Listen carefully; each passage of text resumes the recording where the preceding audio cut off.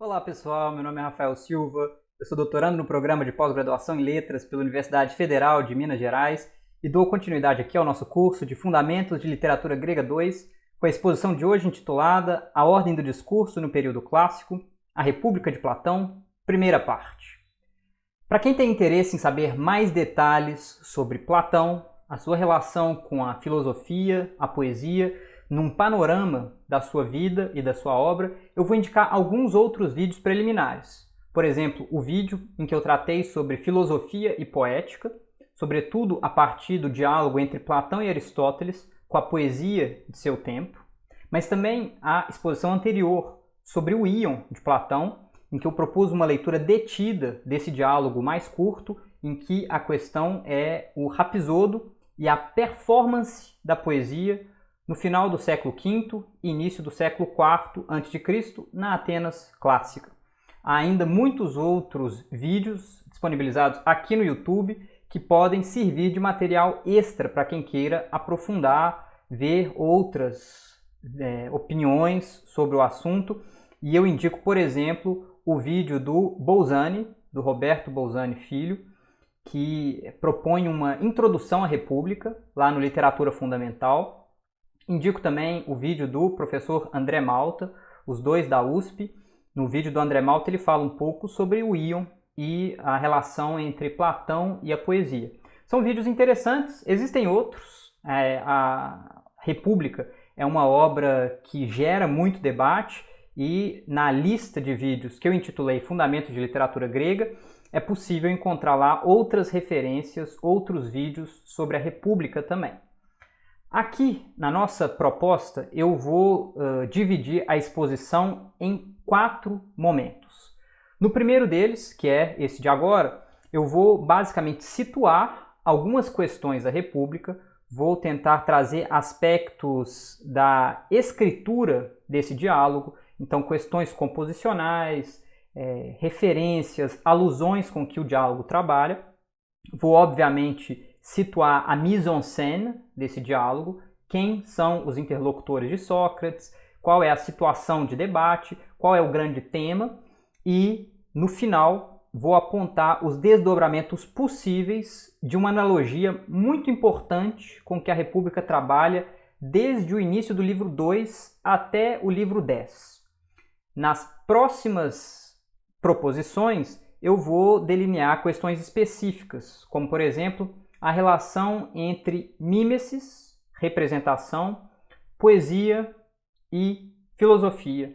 O lugar da mimesis, da representação artística, no âmbito da paideia delineada por Sócrates na República, sobretudo nos livros 2 e 3. Depois, na terceira exposição, nós teremos um voo panorâmico que irá do livro 4 ao livro 9. E, finalmente, a última exposição será dedicada à questão da mimesis no livro 10. Tudo bem? Vamos lá! A analogia é um recurso discursivo onipresente na obra de Platão. Ela perpassa vários dos argumentos lógicos construídos pelas personagens de seus diálogos e orienta muitas das discussões promovidas por Sócrates. Já a mimese, embora seja discutida em outros diálogos tradicionalmente entendidos como tardios no corpus platônico, tem uma importância indiscutível no âmbito da República, em contextos onde parece desenvolver grande variedade de acepções, fato que já causou perplexidade a mais de um intérprete. Nós trataremos desse tema aqui ao longo das nossas 4 exposições. Eu quero que vocês tenham muito cuidado sempre que a noção de mimesis aparecer no diálogo. Ela às vezes é traduzida por imitação, às vezes é traduzida por representação, mas é uma noção muito importante porque, tal como nós tentaremos demonstrar que ao longo das nossas exposições, ela parece ter modulações, ela parece ter graduações de sentido nos diferentes contextos em que é empregada, embora eu acredite que haja um cerne do que significa mimesis ao longo de toda a República. Os dois conceitos de analogia e mimese são importantíssimos para que compreendamos a relação esboçada por Platão entre filosofia e poesia, principalmente no que há de ficar definido sobre eles a partir das considerações da República e daí em diante no conjunto da obra do filósofo, de modo que será oportuno fazer uma análise detida desse diálogo. A sua complexidade, ademais, tem chamado a atenção da recepção contemporânea para muitas de suas questões, de modo a fazer dessa obra uma das mais debatidas do corpus platônico atualmente, em contraposição a outras que antes gozavam de tal privilégio junto aos leitores de Platão. Fato é que a República, com o seu escopo vastíssimo, é de fato um diálogo que inspira o debate, porque ele tem pretensões muito amplas. Ele começa, por assim dizer, numa situação de debate que parece querer refletir sobre o que é a morte, qual a melhor forma de se portar em vida para evitar preocupações com o pós-mortem, com possíveis castigos depois que a vida chega ao fim. Eventualmente se converte num debate sobre a justiça, mas fato é que no caminho de tentativa de definição do que é justiça, Sócrates e seus interlocutores tratam dos mais variados temas. Eles falam, por exemplo, de política, educação, epistemologia, eventualmente ontologia, psicologia e todos esses temas dentro de um arranjo argumentativo amplo que de fato inspira o debate contemporâneo, porque são todas essas preocupações muito caras a nós dentro de uma visão holística, dentro de uma visão de todo, que obviamente é muito cara a um pensador como Platão. A construção argumentativa empreendida na República é guiada de maneira teleológica, não apenas em sua macroestrutura, mas também no interior de muitas das discussões pontuais que compõem o diálogo. Ou seja, há sempre uma espécie de telos, uma espécie de fim rumo ao qual determinadas discussões caminham. Esse telos manifesta-se das mais diversas maneiras, embora constitua, de modo geral, a orientação segundo a qual o fio da argumentação se desenvolve. A morte converte-se no termo da vida. A virtude, que pode ser compreendida numa de suas manifestações como a ausência de temor, desenvolve-se como o termo da morte. O conhecimento revela-se como o fim da virtude, o bem, por sua vez, como o fim do conhecimento. E é de fato no caminho que o diálogo pouco a pouco percorre, indo dessa reflexão sobre o que significa a morte para o ser humano, o que pode ser a preocupação sobre uma ação boa em vida para que uma morte boa seja possível, o que, portanto, implica em pensar sobre o que significa agir bem, agir de forma virtuosa, eventualmente agir segundo a virtude, e tudo isso eventualmente rumando no sentido de agir em conformidade com o bem, o que necessariamente implica conhecer o bem, porque conhecer o bem é condição para que seja possível agir em conformidade com o bem, agir de forma virtuosa, ser justo, para, portanto, se ter uma boa vida e necessariamente uma boa morte. Essa disposição diante das questões finais concede à abordagem platônica o caráter de uma exposição filosófica que transcende as reflexões pontuais e as limitações contextuais, embora elas estejam, é claro, presentes em toda a obra e devam ser levadas em conta por qualquer leitura do diálogo, fazendo com que suas palavras se convertam num discurso em que ecoam preocupações humanas fundamentais. A reflexão sobre a morte, a reflexão sobre como agir em vida.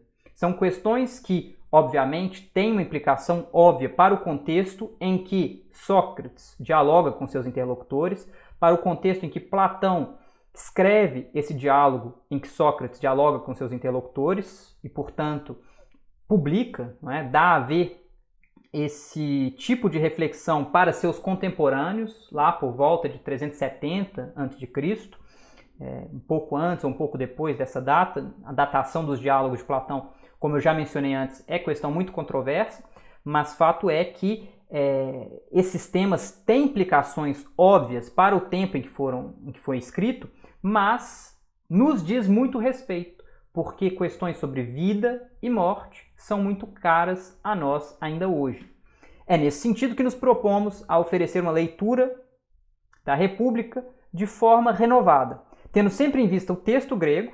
Vocês vão ver que nas citações eu vou eventualmente recorrer à formulação com os termos gregos, transliterados para o alfabeto latino, a fim de que determinadas questões que a tradução às vezes torna opacas possam aparecer. E aqui nós pretendemos encontrar alguns dos feixes capitais que orientam a poética platônica, tal como explicitada nesse texto basilar da cultura ocidental. Então vejam, nós vamos nos orientar, obviamente, pelas questões filosóficas que Platão desenvolve nesse diálogo, mas não vamos descurar, ou melhor, vamos ter como ênfase o que são aspectos poéticos da obra, o que são as suas reflexões sobre poesia, o que são as suas reflexões sobre mimesis, representação ou imitação, suas reflexões sobre arte, o lugar da arte em seu debate, em seu diálogo com a política e assim por diante. Então, é nesse sentido que essa leitura vai tentar levar em conta aspectos que às vezes podem parecer específicos para alguém que não venha da área da literatura, não venha da área das letras, porque sem descurar das questões filosóficas, nós teremos aqui um objetivo específico.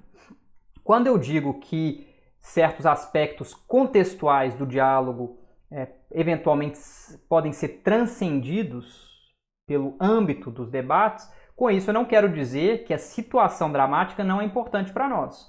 Um ponto fundamental a se ter em vista é: esse não é um diálogo estritamente mimético. Por quê? Porque se trata de uma narrativa em primeira pessoa de Sócrates, lembrando o que se passou no dia anterior, um diálogo que ele tinha tido na casa de Céfalo, nós vamos falar sobre isso logo mais, mas é então uma narrativa de fatos vivenciados por Sócrates, narrada por ele em primeira pessoa, em própria persona, como às vezes a gente diz em questão de poesia, mas sem uma dramatização com personagens dialogando, incorporando papéis outros que não os seus próprios. Trata-se aqui sempre de uma narrativa em que Sócrates é o narrador. Apesar da aparência arquitetônica da República, diálogo dividido em 10 extensos livros, fato que poderia nos induzir a considerá-lo um alicerce para outras obras do corpus, não podemos falar aqui da coerência de um sistema tal como essa palavra viria a ser aplicada na época moderna, como diz lá o Benedito Nunes. A coerência apresentada pela República é desenvolvida na medida em que segue um processo dialético de construção do argumento lógico, tomando por base certos pressupostos que se tornam claros à medida que a trama do diálogo se desenvolve. A leitura construída a partir desse desenvolvimento, contudo, não deve perder de vista as fronteiras contextuais da situação em que se dá o diálogo, a fim de levar em conta certos detalhes aparentemente não teóricos, que têm influência direta na compreensão das teorias esboçadas por ele. É na tensão entre uma exegese que se construi de maneira universalizante e uma leitura que leva em conta os aparentemente mais ínfimos detalhes contextuais que pretendemos encontrar novos e antigos questionamentos, bem como proposições tornadas possíveis a partir deles.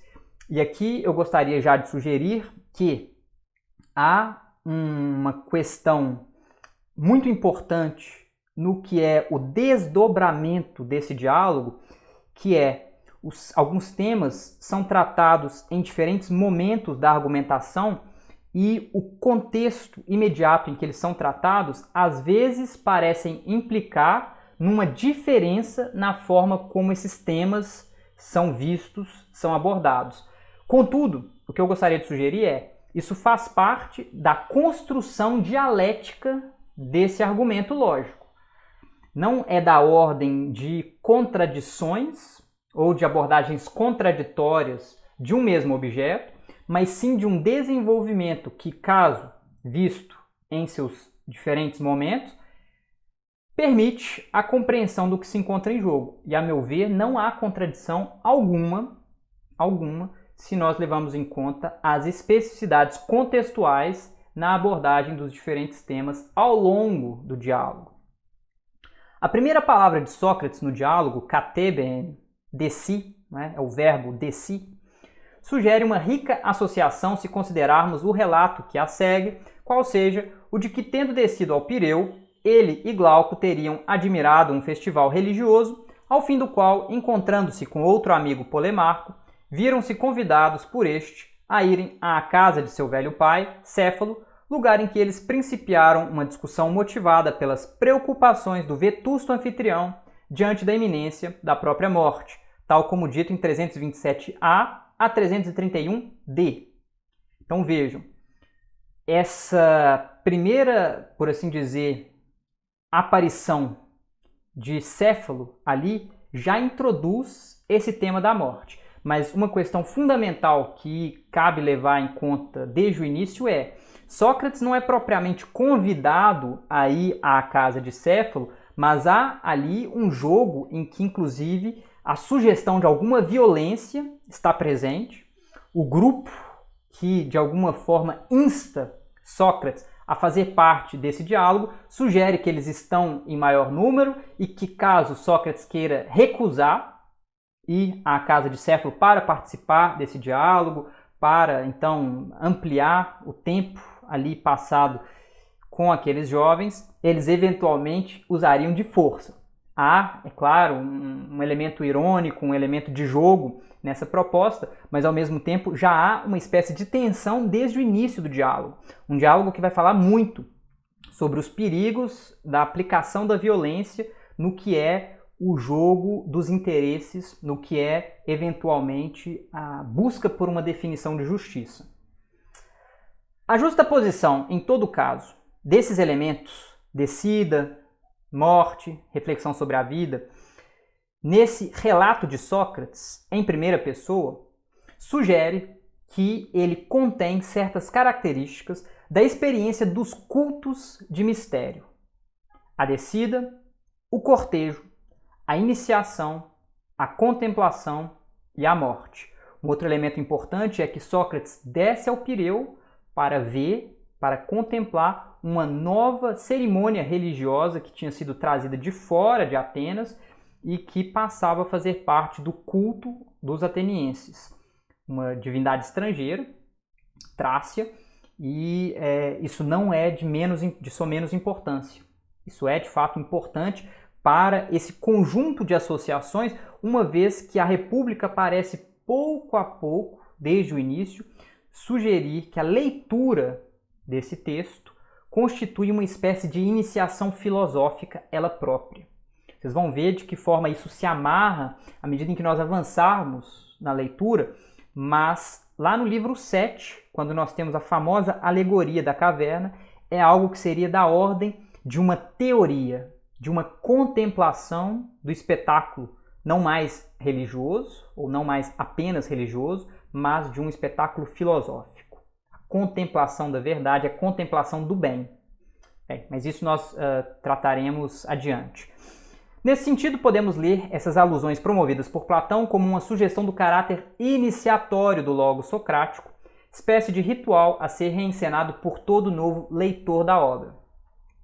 Todos os temas acima mencionados são recorrentes ao longo da República, obra que apresenta uma forma de estruturação não de todo alheia à técnica da ring composition, ou seja, da composição anelar, com a constante retomada posterior de temas anteriormente tratados, e suas frases de abertura, as quais poderíamos considerar uma espécie de proêmio da obra, são o bastante para insinuar o tipo de abordagem que será proposta por um pensador capaz de ativar tamanha rede de sugestões de maneira tão sutil. O que fica aqui apenas levemente insinuado no tocante à poética da República, estrutura em ring composition, emprego de um proêmio, alusões poéticas, presta-se a evocar o problema da complexa relação entre a obra do filósofo ateniense, por um lado, e o legado poético helênico, por outro. Problema ao qual pretendemos conferir um tratamento mais detido ao longo da nossa exposição dividida em 4 partes. Desses temas iniciáticos, aquele que será o responsável por guiar diretamente toda a perquisição acerca do principal assunto da República, que é a justiça, em grego antigo, dikaiosune, uma palavra derivada de dike, palavra que apareceu muitas vezes quando tratávamos, por exemplo, de Hesíodo, de Solon e outros poetas do período arcaico, é aquilo que diz respeito à melhor forma de se conduzir em vida, porque justamente parte de uma preocupação com a morte. Isso pode parecer paradoxal, porque como é que investigar ou pensar sobre a morte pode eventualmente se converter numa reflexão sobre a vida? Mas é justamente isso. Céfalo, o anfitrião do diálogo, o responsável ali por manter a casa em que o diálogo acontece, é um estrangeiro em Atenas, é um meteco, não dispõe, portanto, dos direitos de cidadania, mas ele levou uma vida extremamente bem-sucedida do ponto de vista material. E se aproximando do fim da vida, ele começa a se preocupar com o que será o seu pós-mortem. Então ele passa a executar uma série de rituais propiciatórios, ele se preocupa se ele pagou todas as suas dívidas e tem uma série de preocupações de ordem pragmática com o que lhe aguarda uma vez que ele morrer. E é nesse momento que Sócrates se vale dessa ocasião para propor uma reflexão sobre o que é a melhor forma de agir em vida para evitar esse tipo de preocupação com a morte. E essa melhor forma de agir em vida se converte, portanto, numa ocasião para tentar compreender em que consiste o agir bem, em que consiste o agir de forma justa. E muitas pessoas vão dizer que a justiça é o grande tema da República, embora todos esses temas estejam associados. Não é de somenos importância, portanto, que a morte esteja presente desde o início do diálogo e seja um tema que fecha a República lá com o mito de um mito do pós-mortem, de alguém que de fato tem uma experiência do que significa morrer, descer ao mundo dos mortos, contemplar as várias formas de castigo e eventualmente de recompensa por uma vida injusta ou por uma vida justa, e as reflexões sobre a morte passam por todo o diálogo, atravessam vários de seus momentos. Embora as múltiplas visões escatológicas apresentadas ao longo da discussão, esses 10 livros da República, não cheguem a formar um todo coeso, é claro que a decisão de se tomar como ponto de partida da investigação a única certeza humana em vida converte-se numa estratégia filosófica cuja fundamentação apresenta inegável consistência argumentativa. Isso é uma estratégia muito interessante de Platão, partir dessa reflexão sobre a morte para, estruturado sobre ela, propor todo um diálogo que leva em conta vida, justiça, bem, etc. Levando-se em conta tal dado, consideramos que o deslocamento do foco da discussão para a consideração da maneira mais correta de se portar em vida, o que por sua vez leva a reflexões acerca da justiça, não se reduz a uma divagação ou a um excurso, mas se revela uma interessante forma de abordagem das questões finais.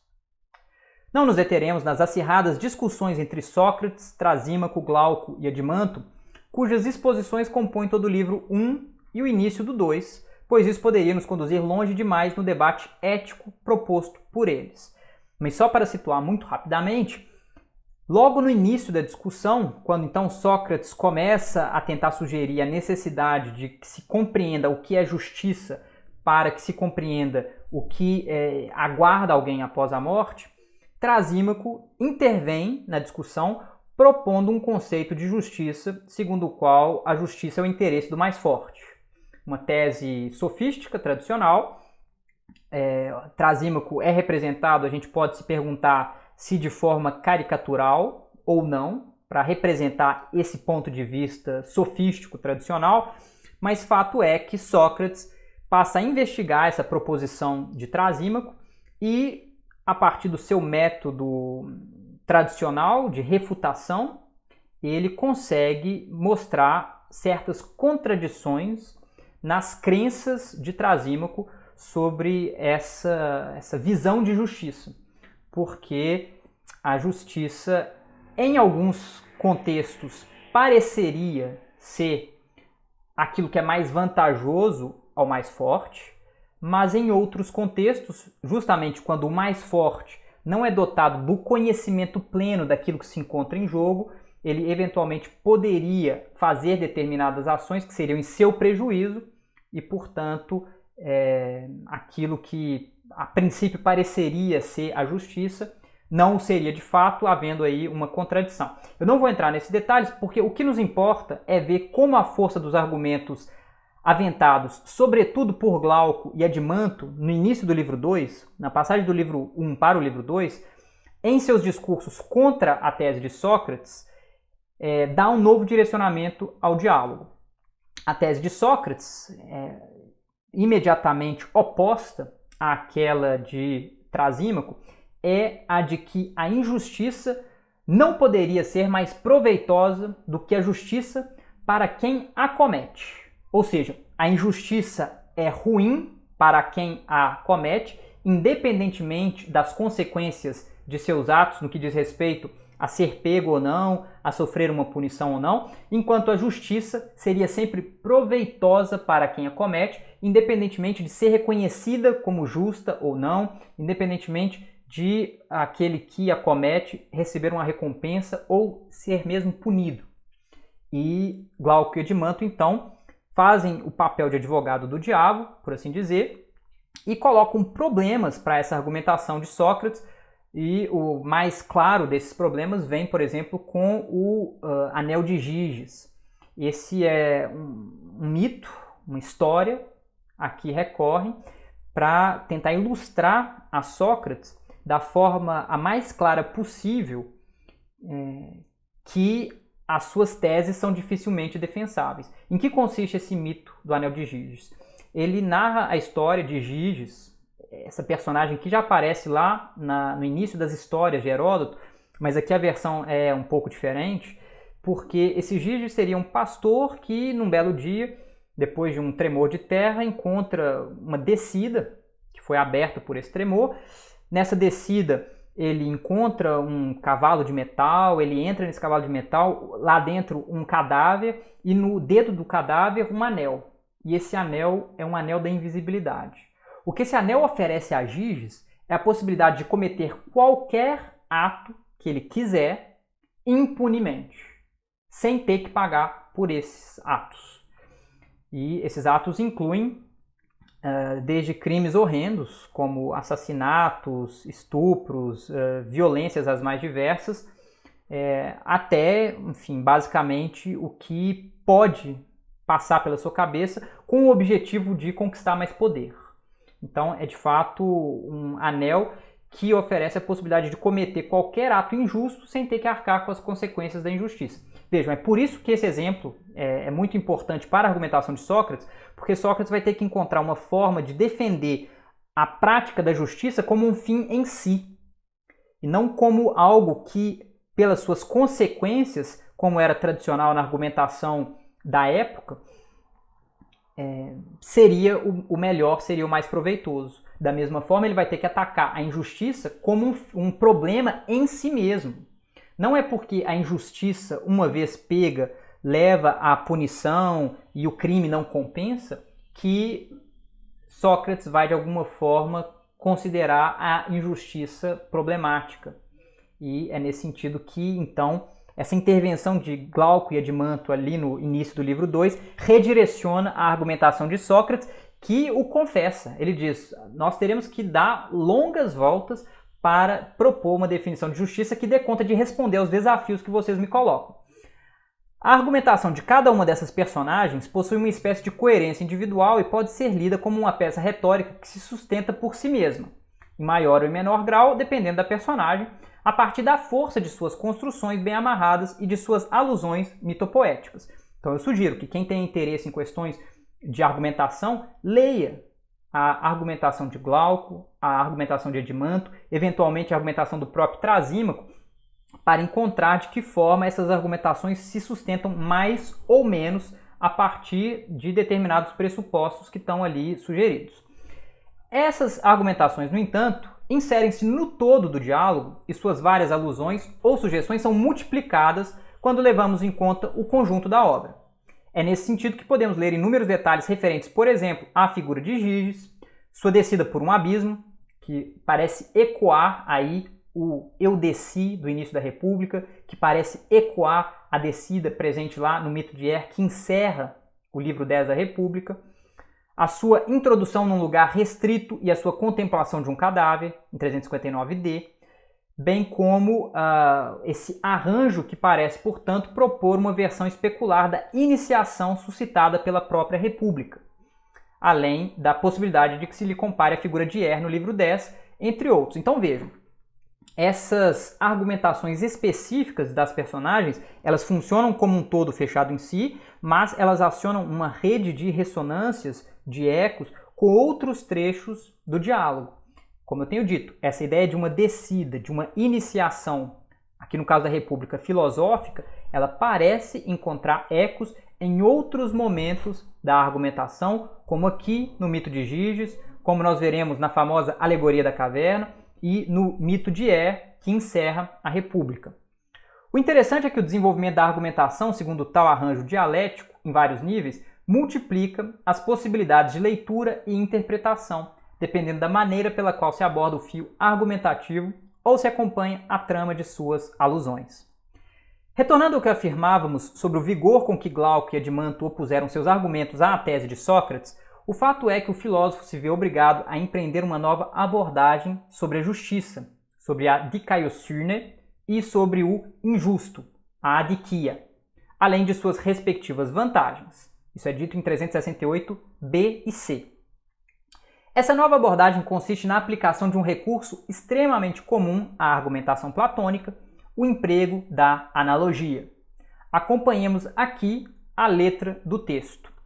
E isso me dá a possibilidade, antes de falar um pouquinho sobre as traduções de que nós dispomos em português, eu vou recorrer às traduções do Jacob Ginsburg, que foi proposta a princípio a partir do francês, depois cotejada e revisada com o texto grego, e é uma tradução muito interessante, foi a primeira versão que eu li.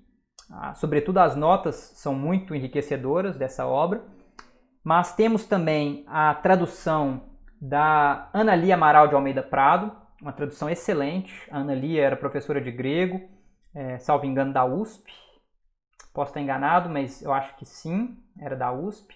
É uma tradução incrível, muito boa, salvo engano, publicado pela Martins Fontes. Temos ainda a tradução da professora Maria Helena da Rocha Pereira, muito boa. Inclusive é a versão que eu disponibilizei no nosso Drive. Vocês sabem, na descrição do vídeo eu sempre deixo o link de acesso a um Drive em que vocês têm acesso aos textos comentados aqui. Então é possível ter acesso à tradução lá da professora Maria Helena da Rocha Pereira, que é impecável, muito boa, e é isso. Temos outras traduções, a República é um texto muito traduzido, mas eu vou me valer de forma livre dessas traduções ao longo da exposição, trazendo termos gregos, alterando determinadas passagens. Então, assim, eu me responsabilizo pelas traduções, embora, obviamente, esteja me apoiando o tempo inteiro nesse repertório que eu acabo de citar. E aqui eu cito essa passagem 368d, em que é dito aí: a busca que empreendemos não é de medíocre importância, porém exige, na minha opinião, uma vista penetrante. Ora, posto que nos falta esta qualidade, eis como creio ser preciso enfrentá-la. Se a pessoas que não possuíssem vista penetrante fosse ordenado ler, de longe, letras bem pequenas, e se uma delas percebesse que essas mesmas letras se acham traçadas alhures, mas em tamanho maior e com maior espaçamento, constituiria para elas, imagino, um feliz acaso, poder ler primeiro as letras grandes e examinar depois as pequenas, para averiguar se são as mesmas. Vejam, há aí uma analogia. Sócrates sugere que, tal como seria um feliz acaso, um Hermaion, alguém que tivesse dificuldade de ler letras pequenas que estavam longe e eventualmente encontrasse essas mesmas letras escritas de forma maior, mais próximas, então mais visíveis, pudesse, portanto, ler essas letras grandes para depois ler as pequenas. Da mesma forma, ele pretende operar com o que serão as suas reflexões sobre a justiça. Por quê? Ele vai propor que, ao invés de partir de um tratamento do que é justiça no âmbito do indivíduo, eles partam de um tratamento do que é justiça no âmbito da cidade, e, tendo descoberto o que é a justiça no âmbito da polis, eles possam compreender que são então os mesmos caracteres da justiça no âmbito do indivíduo. É por meio dessa analogia entre a leitura das letras pequenas e a leitura das letras em tamanho maior e com maior espaçamento, que a analogia entre a justiça do indivíduo, o renos andros, e a justiça da cidade, poleos, em 368e, ingressa como um elemento que há de se revelar fundamental para a estruturação da República. Antes, porém, de tratarmos sobre esse desenvolvimento, detenhamo-nos no trecho que acabamos de destacar e que, por razões a serem explicitadas em breve, somos levados a compreender como a analogia das analogias. O fato de que Sócrates tenha se valido de uma imagem escritural para sugerir o funcionamento de sua analogia não é de todo fortuito. A possibilidade de se recorrer à leitura das letras em tamanho maior e com maior espaçamento só pode se revelar um Hermaion, literalmente um dom de Hermes, isso que é traduzido ali por um feliz acaso, para aqueles que, apesar de não terem a vista aguda, são obrigados a ler letras pequenas, uma vez que, independentemente das diferenças materiais entre as letras, todas são percebidas como sendo as mesmas.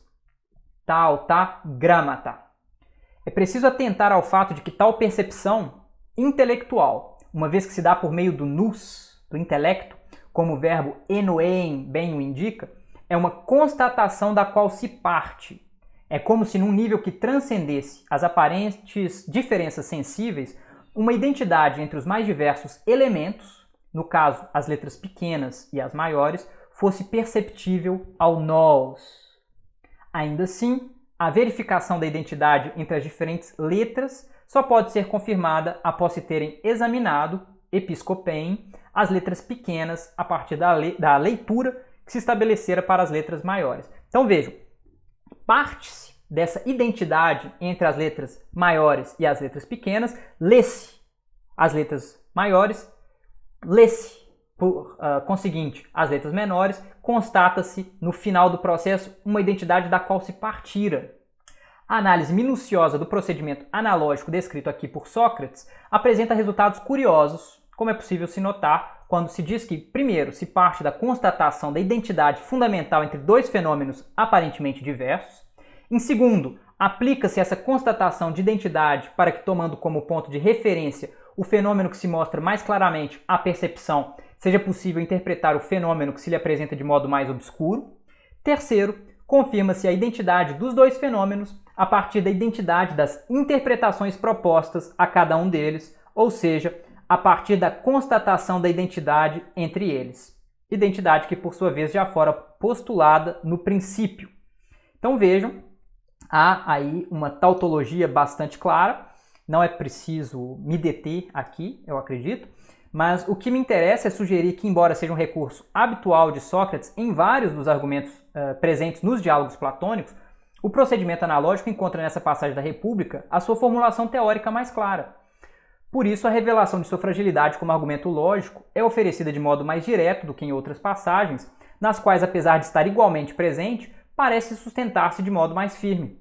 A análise aqui desenvolvida, contudo, pode ser estendida à maior parte das analogias em que se baseiam argumentos inteiros trabalhados pelo filósofo. Embora Sócrates pretenda que suas analogias valham como procedimento aceitável em seu fio argumentativo, e os seus interlocutores, de modo geral, concordem com tal pretensão, no qual dedução lógica e demonstração racional pretensamente teriam lugar, acreditamos que a exposição dessa analogia das analogias tenha indicado alguma fragilidade comum a esse tipo de argumento. E vejam, essa analogia, ela frequentemente é empregada como procedimento argumentativo por Sócrates, quando, por exemplo, ele vai comparar a atividade da filosofia, a atividade da política, a atividade de várias discussões que são da ordem de divergência de opiniões, com atividades que têm um telos muito específico, como a medicina, como a condução de navios, a navegação. Porque no caso da medicina, o telos de uma técne, então de um conhecimento técnico, é a cura da doença. O telos, no caso da navegação, do conhecimento técnico da navegação, é chegar ao destino almejado. No caso de discussões filosóficas, de posicionamentos políticos, de debates retóricos, frequentemente não há um telos facilmente discernível, ou melhor, não há sequer um telos a que se é possível chegar sem a discordância das opiniões. Justamente porque nesse tipo de debate, a diferença de opiniões é, por assim dizer, condição para que aquela atividade seja possível. A atividade política, a atividade filosófica em chave dialética e assim por diante. Então, a meu ver, quando há esse tipo de analogia, é preciso muito cuidado, porque os pressupostos em que elas se fundamentam são, a meu ver, muito frágeis. Aqui no caso, fica claro como é que Sócrates pode comparar a justiça no âmbito da cidade com a justiça no âmbito do indivíduo, dizendo que elas são idênticas, embora talvez haja uma diferença de ordem material, uma diferença menor. Umas seriam mais visíveis, maiores, mais claras, enquanto outras menores, mais dificilmente discerníveis, etc. Essa comparação, essa analogia entre a justiça na polis e a justiça na alma de cada um dos seus cidadãos, sendo uma analogia de base, ela é problemática, ela é falaciosa. E isso é algo que nós temos que ter em mente porque, a meu ver, compromete muitos dos argumentos da República. Nós vamos embarcar aqui na leitura da República como se concordássemos com a analogia, como se embarcássemos na proposta presente por trás dessa analogia. Prossigamos, portanto, com a leitura e acompanhemos a aparente dedução lógica, segundo a qual, em primeiro lugar, a justiça é um atributo não só do indivíduo, mas também da cidade inteira. Em segundo, a cidade é maior do que o indivíduo. Em terceiro, talvez num quadro maior, a justiça seja maior e mais fácil de se estudar. Todas essas frases são sugeridas aí num encadeamento lógico em 368-E. Desse desenvolvimento dedutivo segue-se a conclusão oferecida por Sócrates a seus interlocutores em 369-A. Então, se vocês quiserem, procuraremos primeiro de que modo a justiça se dá nas cidades, em seguida, vamos examiná-la no indivíduo, de maneira a examinar a semelhança da grande na forma da pequena. Essa analogia entre a justiça individual e a justiça na polis, tal como fica aqui sugerida, tem como consequência, na continuação do argumento desenvolvido pela República, o estabelecimento de um elo indissolúvel entre a conduta individual e a ação na polis, entre uma política e uma ética, como diz aí o Bolzani. Em que pese o que apontamos no tocante à fragilidade argumentativa sobre a qual tal desenvolvimento ético-político no pensamento platônico se desenvolve, não podemos negar que se trata de um dos momentos fundamentais da obra e que suas implicações sobre o pensamento ocidental revelam-se profundas e duradouras. Acompanhamos, portanto, o desenrolar de tal argumento. E aqui é preciso dizer que, de fato, esse insight do qual Platão parte para propor os desdobramentos dos livros 2 a 10 da República é, de fato, fundador de toda uma espécie de tradição de reflexão sobre o que significa o agir do indivíduo no corpo da coletividade e vice-versa. Então, esse é um insight muito rico, muito poderoso. Eu mostrei de que forma ele parece problemático, porque no âmbito da argumentação essa é uma analogia da qual se parte, mas não que se prova. E apesar disso, acho que, de fato, muito do que é a tradição de pensamento política no Ocidente se baseia nesse tipo de reflexão, nesse tipo, inclusive, de analogia. Sócrates defende a opinião segundo a qual uma polis nasce porque ninguém é autossuficiente, mas carente de muitas coisas, tal como é dito em 369b. O que, de certa maneira, já sugere um dos princípios fundamentais da República, o da especialização. Nesse sentido, as pessoas são dependentes umas das outras, pois cada uma somente é capaz de executar bem determinada função e, por isso, aceita se unir às outras, a fim de intercambiar aquilo que faz por aquilo de que tem necessidade, acreditando que tal é o melhor para si mesma, como fica dito em 369c. É preciso chamar a atenção para esse princípio da especialização que, embora aqui apareça apenas levemente sugerido, terá implicações profundas na argumentação de Sócrates, sendo em breve retomado e mais bem definido. Vejam, portanto, que, nesse momento da argumentação, Sócrates começa a sugerir a necessidade de se pensar de que modo uma cidade vem a ser, de que modo o vir a ser de uma cidade está inscrito, por assim dizer, no que é a necessidade de cada indivíduo se apoiar em outros, ou seja, na não autonomia plena de cada indivíduo.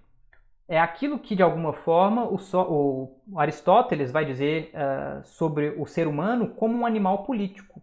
um zoon politikon, um animal que vive em comunidade, que precisa da polis para realizar-se plenamente. Obviamente está dentro lá do sistema filosófico do Aristóteles, mas há em Aristóteles a sugestão de que o homem é um ser gregário. Isso é um insight que já está aqui em Platão, que está sugerido pelo personagem de Sócrates na República, segundo o qual os seres humanos precisam se apoiar em comunidade para suprir suas várias necessidades. É na sequência desse argumento que Adimanto, concordando com as considerações de Sócrates, ouve Sócrates afirmar o seguinte: vamos, com o logos, a partir do princípio, ex arches, façamos uma cidade. Nossa necessidade, ao que parece, é que vai fazê-la. Fica dito em 369c. Eu trago aqui os termos gregos. Façamos é o uso do verbo poieo. Então vejam aí, poiomen, ten polin. Façamos a cidade. Façamos uma cidade. Eu trago aqui os termos gregos porque vocês vão ver que Platão tensiona esses significantes, empreendendo uma luta por assim dizer, modalizar os seus significados na época em que ele escreve. Há uma luta pelos significantes na obra de Platão. Vocês vão ver que luta é essa. Eu fiz questão, então, de elencar os principais termos gregos empregados na formulação de Sócrates, pois oportunamente vamos comparar essa fala a uma outra de estrutura sintática muito semelhante, a fim de melhor aclararmos uma segunda analogia que vai acompanhar de modo tácito a analogia já explicitada entre a justiça do indivíduo e a da cidade. Então, tenham em vista essa frase, eu repito para vocês se lembrarem depois, vamos com o logos. Lembrem-se, logos pode ser o pensamento, pode ser o discurso, o debate. Com o logos, a partir do princípio, façamos uma cidade. Nossa necessidade, ao que parece, é que vai fazê-la. É interessante notarmos o emprego do verbo poiein, que pode significar fazer, construir, por Sócrates nessa passagem, pois ele há de se repetir em muitas outras, nas quais o objeto em questão será um dos vários construtos discursivos empreendidos pelo filósofo e seus interlocutores. Acreditamos que as motivações para a escolha desse verbo específico hão de se tornar claras ao longo de nossa análise. As primeiras necessidades de que se ocupam esses fazedores de polis são as mais básicas: alimentação, moradia, vestuário, tal como dito em 369d. Partindo disso, surge a questão acerca da forma pela qual tais necessidades haveriam de ser supridas. Ou cada homem dedicando-se a uma apenas, e obtendo provimento das outras por meio do intercâmbio, ou ao contrário, todos se ocupando do provimento de todas elas, mas pouco tempo a cada uma. Isso fica sugerido ali em 370a. Mas pelo que já tinha sido sugerido antes sobre o fato de ninguém ser autossuficiente, de ninguém ser autarques, Adimanto indica a primeira opção, ou seja, a melhor forma de suprir as necessidades dos indivíduos é que cada um se dedique a uma especialização, única e exclusivamente a ela, e por meio de trocas, de um escambo, ele venha suprir as suas outras necessidades. Então, alguém se dedica à conquista de, por exemplo, determinadas matérias-primas, alguém se dedica à alimentação, alguém se dedica ao vestuário, outros à construção da moradia e assim por diante, de forma que cada um, tendo ocupações mais simples, possa realizá-las melhor e, portanto, especializar-se, conseguir desempenhá-las com mais qualidade. Nos termos com que Sócrates propõe as alternativas e principalmente na resposta de seu interlocutor, deixa-se entrever outro princípio importantíssimo para o desenvolvimento do diálogo, o da simplicidade. Não é que cada habitante só seria capaz de se prover individualmente de uma única necessidade. O mero fato de que Sócrates elenque a alternativa em que cada um se proveria de todas as necessidades básicas indica bem a sua factibilidade, mas é que cada um se dedicar de modo exclusivo a um único trabalho, isso será mais fácil, mais simples, tal como fica dito em 370a. Ou seja, ao que tudo indica, essas pessoas poderiam se dedicar de forma mais errática a várias atividades diferentes e tentar se suprir de todas as suas necessidades. Mas isso seria muito mais complexo. Imagine cada cidadão tendo que cuidar da sua comida, cuidar do seu vestuário, cuidar da sua moradia. se suprir de todas as necessidades, dividindo o seu dia inteiro em várias atividades diferentes. Então, aqui é sugerido, é mais fácil que cada um se dedique de forma detida a uma atividade específica e supra as suas outras necessidades por meio do intercâmbio, por meio do escambo dos produtos desses trabalhos.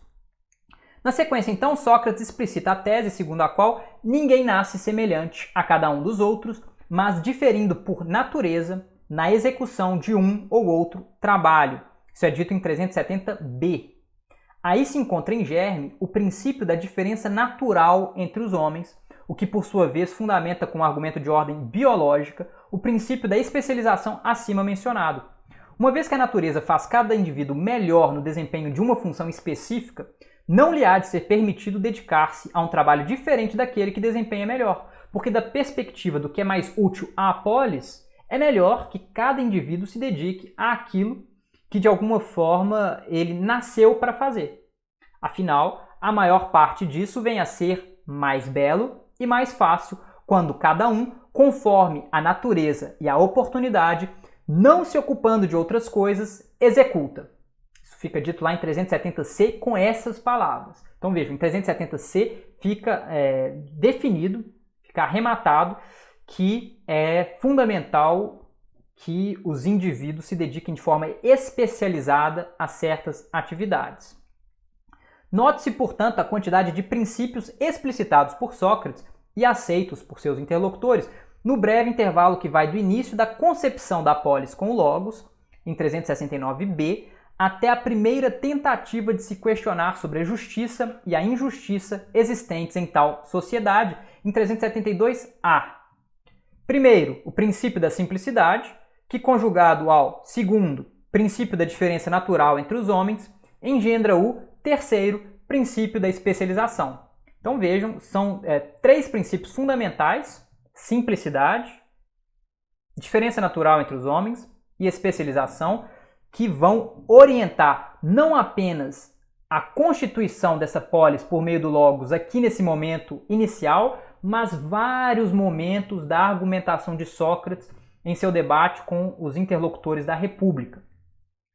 A simplicidade da polis, contudo, desenvolvida com o assentimento entusiasmado de Edimanto e louvada por Sócrates em 372a e b, é duramente criticada por Glauco. E aqui um elemento da caracterização dos personagens é muito interessante, porque Edimanto parece, de fato, embarcar no que é essa imagem um pouco idílica que Sócrates faz dessa polis que se constitui de forma muito natural, com a mera preocupação com as necessidades básicas dos indivíduos, sem qualquer excesso, sem qualquer consideração sobre o que é a natureza humana. E Glauco, por outro lado, ele sempre vai, de alguma forma, trazer o elemento que desestabiliza essa visão. Ele vai sempre introduzir um elemento que causa ali uma perturbação. Vejam o que ele diz aqui na sequência 372b. Ao que parece, Sócrates, você está fazendo esses homens se banquetearem sem petisco nenhum. Observe-se que a requisição de Glauco por um grau maior de sofisticação, aqui na referência ao opson. Opson é o nome dado ao prato preparado que se consome num banquete e que se faz acompanhar pelo pão e pelo vinho, sendo normalmente composto por carnes e temperos, e que pode ser então compreendido como uma espécie de suplemento, um suplemento que, inclusive no sentido derridiano, perturba ali o arranjo muito saudável, muito frugal proposto por Sócrates, voltará a se repetir depois da réplica com que Sócrates elenca uma série de pratos vegetarianos compondo um estilo de vida pacífico e saudável. Porque no momento em que Glauco então critica o estilo de vida dessas pessoas, né, nessa polis idealizada ali por Sócrates, Sócrates diz, não, mas essas pessoas vão viver muito bem, elas vão ter vários pratos de figo, enfim, vários vegetais, frutas, que vão ser deliciosos. E aí o Glauco deplora as palavras do Sócrates, sugerindo um sentido obsceno à proposição anterior de seu interlocutor. Há todo um debate aí sobre as alusões à linguagem sexual no que Sócrates sugere, porque aparentemente há ali reminiscências de linguagem de cunho sexual empregado por Aristófanes em comédias suas, alusões ao membro sexual masculino, feminino, e aí parece que o próprio Sócrates faz a sugestão de que uma vida dedicada aos prazeres mais simples seria mais saudável.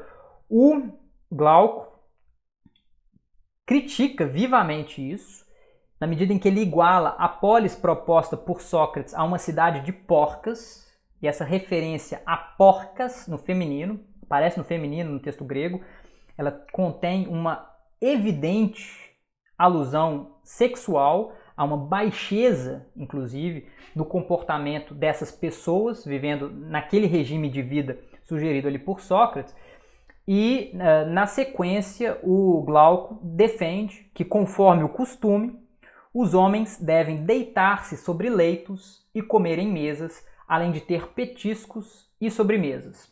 Isso é dito em 372, vejam, é uma clara demanda por mais sofisticação nos hábitos alimentares e sexuais dos indivíduos, que justamente a partir dessa sugestão de Glauco abandonam o estilo de vida frugal, tal como preconizado por Sócrates até aquele momento do diálogo, e se aproximam do que é uma vivência histórica da constituição de comunidades humanas.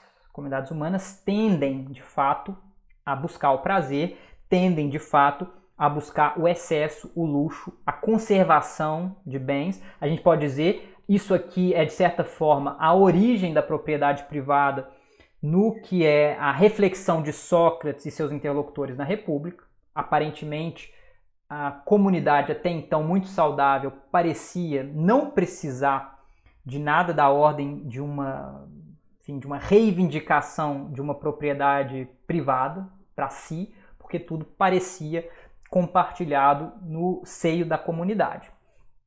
Sócrates se nega a admitir que os excessos propostos por Glauco fizessem parte da verdadeira cidade, da alethené polis, mas admite que analisar uma cidade luxuosa pode se revelar interessante para indicar de que maneira surgem a justiça e a injustiça. Assim sendo, Sócrates não chega a desenvolver nessa passagem os desdobramentos éticos indicados pela analogia entre o indivíduo e a polis saudável, mas ao contrário, os desenvolve a partir de considerações sobre a polis inflamada. Isso é muito interessante, há todo um debate sobre o que seria o desenvolvimento lógico do argumento proposto por Sócrates se Glauco não tivesse intervindo e trazido esses elementos a mais, né? Mesas e camas, introduzindo então o luxo, o prazer, o excesso nos hábitos alimentares e sexuais, porque aparentemente Sócrates seria capaz de propor desenvolvimentos acerca dessa cidade que levariam a uma definição de justiça, do porquê praticar a justiça é bom para quem a pratica.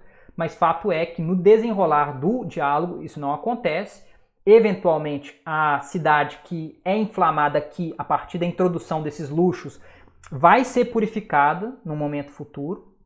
No desdobramento do diálogo, Sócrates, num determinado momento, fala: finalmente conseguimos purificar aquela cidade inflamada, mas vejamos o que acontece imediatamente, no momento em que então esses prazeres são introduzidos no quadro aí teórico dessa reflexão sobre as origens da cidade.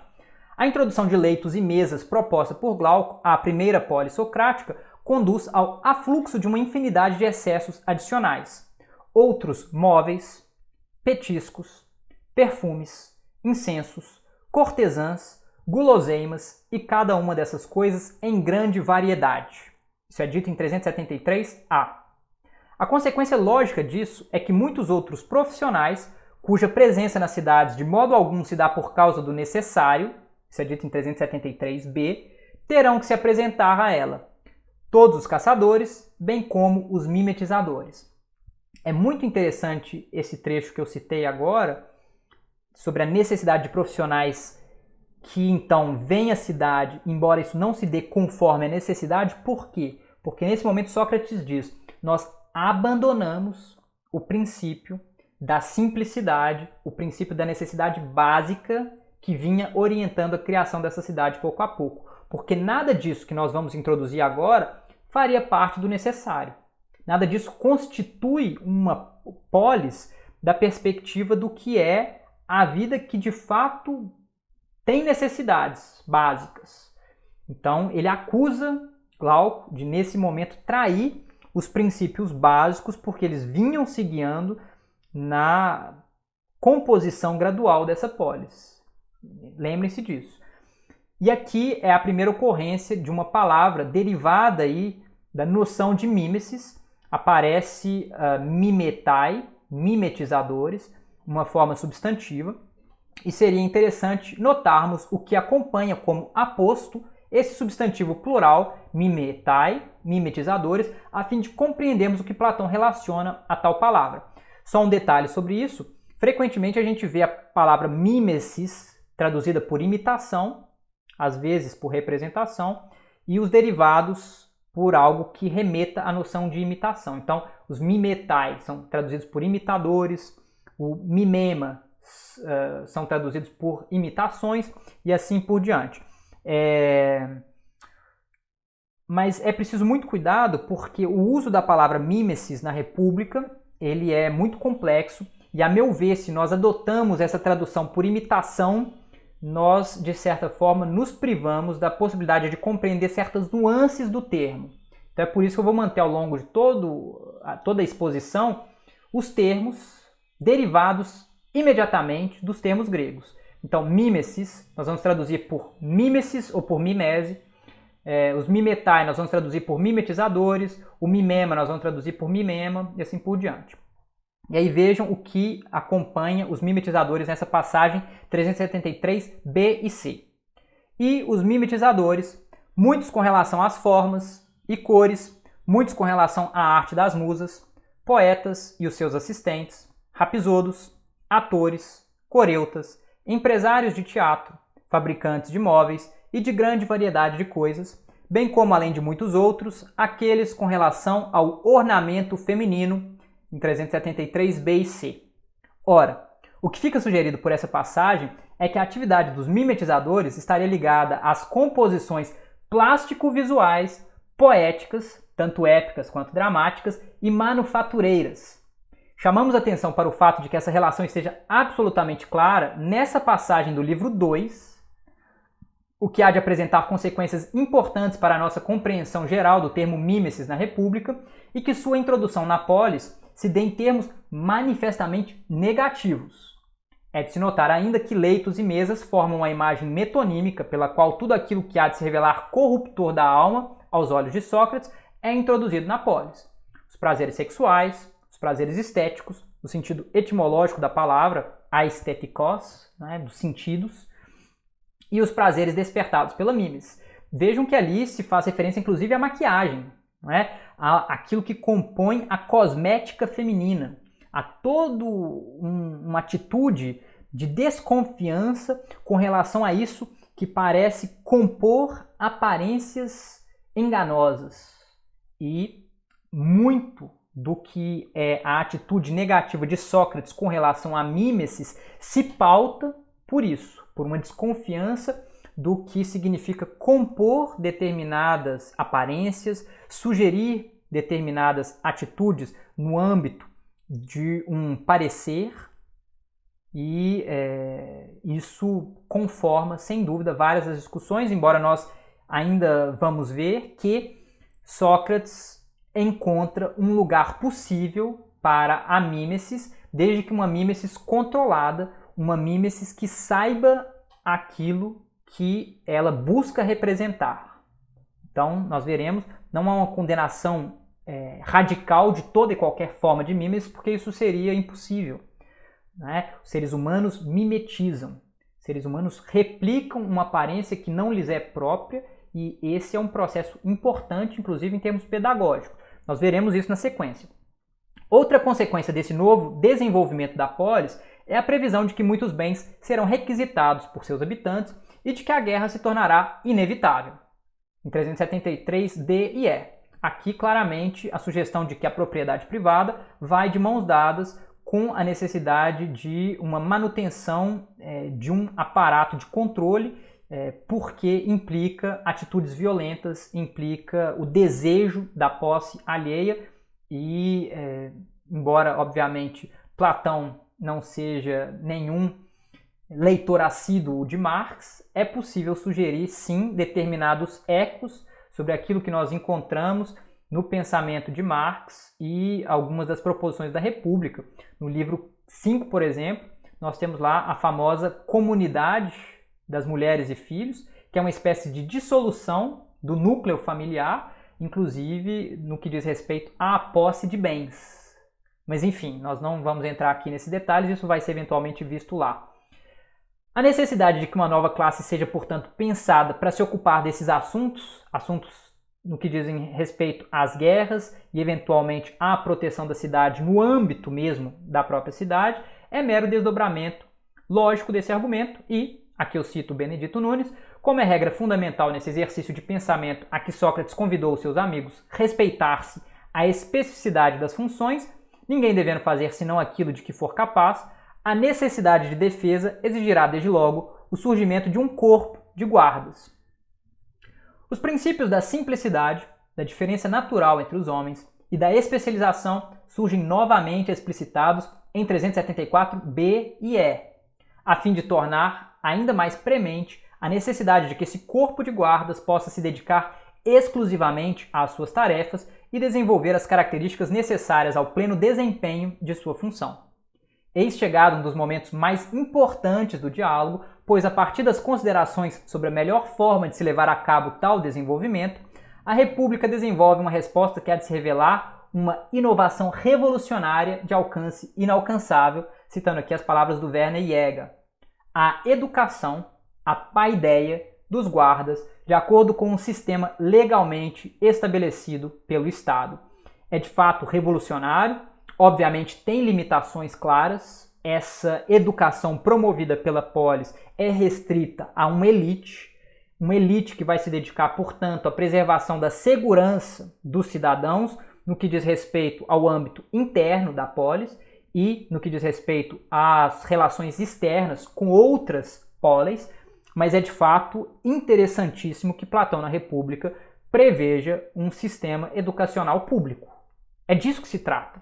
É da criação de um grupo que, por meio da sua educação, conseguirá desenvolver as características básicas para a execução de tarefas que dizem respeito à manutenção da liberdade da comunidade como um todo. Então, dos valores próprios dessa comunidade.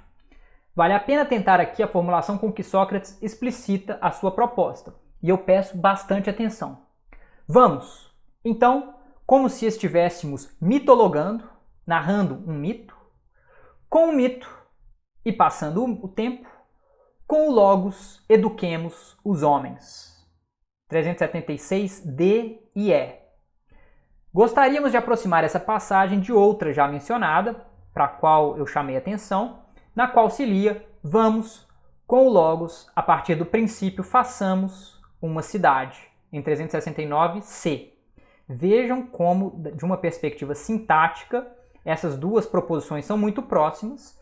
Aqui é dito, eduquemos com o logos os homens, o verbo aí é paideuomen, com o logos tus andras. Na passagem que eu citei anteriormente, façamos com o logos uma cidade, poiomen polin.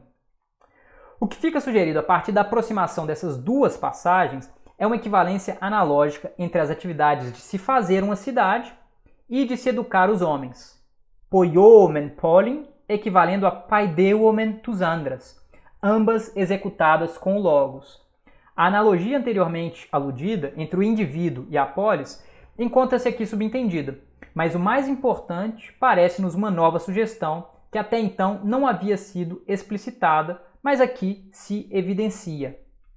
Poien, e aí entendam, poien no sentido de fazer a polis, mas também no sentido de fazer poesia, é de certo modo paideuen, é de certo modo educar.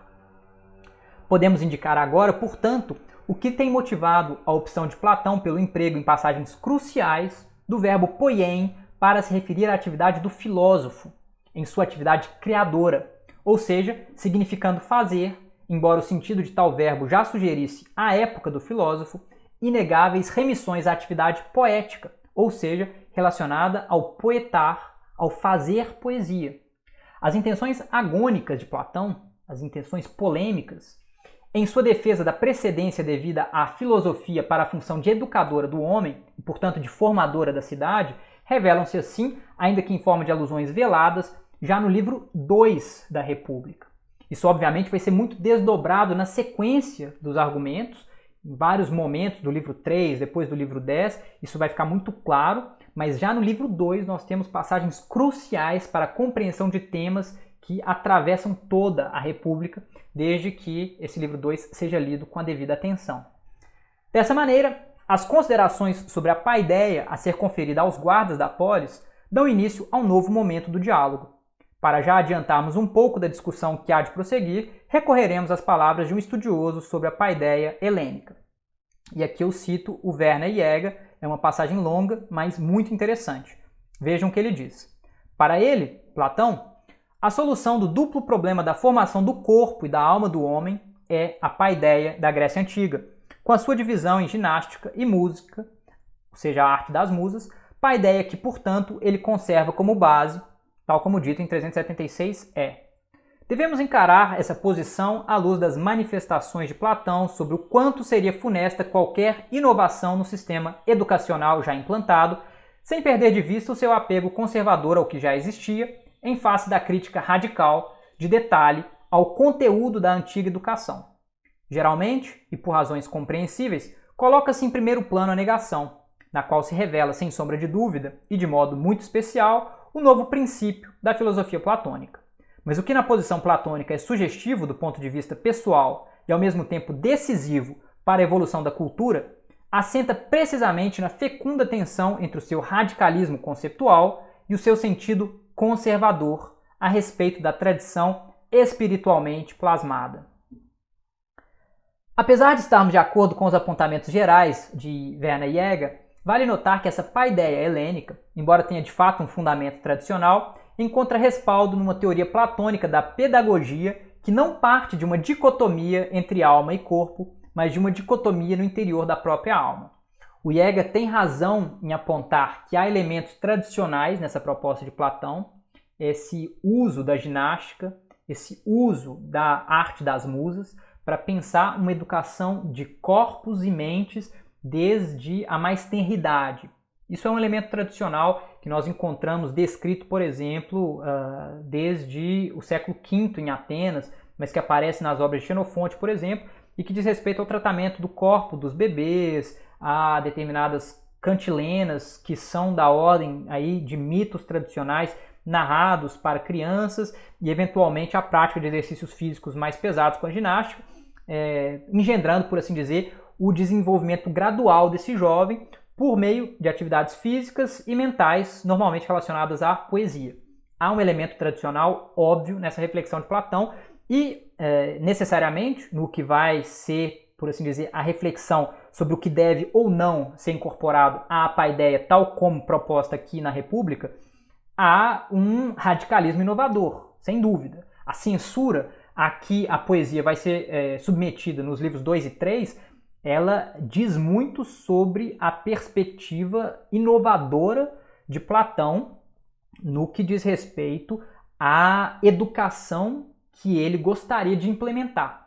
Isso é sem sombra de dúvida. Então tem um elemento tradicional. Mas o que eu gostaria de sugerir aqui, assim, modulando um pouco essa citação do Jäger, é que Platão, a meu ver, não trabalha com uma dicotomia simples entre corpo e alma, como ele parece sugerir ali, o Jäger, mas, tal como sugerido por um artigo do Brancati, a própria alma da perspectiva psicológica desenvolvida na República é dotada de uma dimensão mais apetitiva, mais próxima, então, dos prazeres do corpo, e uma dimensão mais intelectual, mais intelectiva, que diz respeito, então, ao elemento do logos. E nesse arranjo bipartite da alma, que essa divisão entre uma educação pela arte das musas e uma educação pela ginástica se funda justamente trabalhando para fortalecer mente e corpo, para fortalecer, portanto, os elementos mais elevados da alma, sem descurar dos elementos mais baixos, porque a reflexão platônica ela não se funda numa dicotomia entre corpo e alma, mas numa concepção em que corpo e alma se fortalecem mutuamente.